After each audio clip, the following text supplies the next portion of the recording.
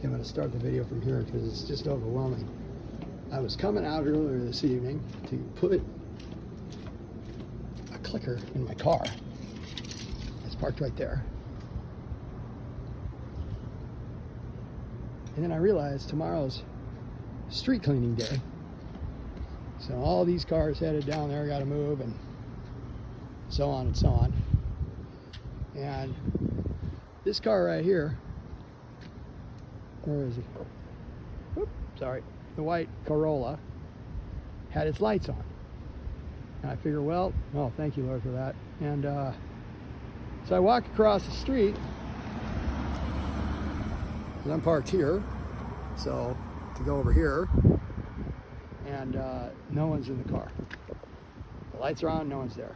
Then I remember the neighbor upstairs in 55, Nick, where I live here, oops, kind of dying out, has a new car. And so I give the guy a call and he comes out and goes through this thing too, and it's really weird, sorry.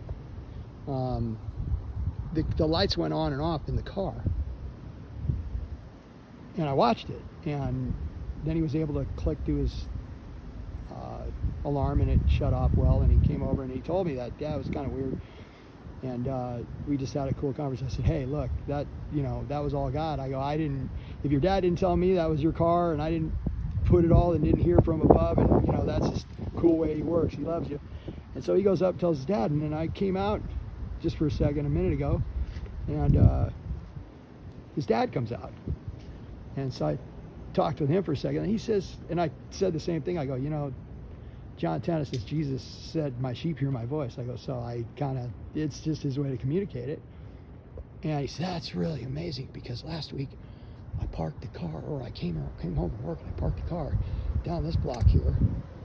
And something told me, just like that, it was just something inside.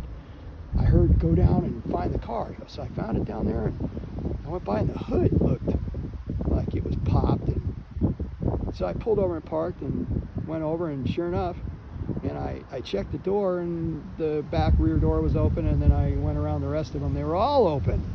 And so the hood was open. I closed it and locked the car and came back and told him. So he's getting that.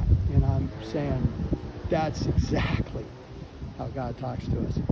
And then went into this other testimony with him, and it's just really powerful how God's using this, just everything in this man's life. And he's got a teenage, 11th grader, 12th grader now, on a football team and growing. I've known him since he was in middle school. So the Lord's really doing a work. So pray that, his name is Nicholas, the son, and Manchester, the father. Father, you're doing a work. I'm out of the way. Keep watering and planting and growing and get the garden. I'm just in love. This is so cool.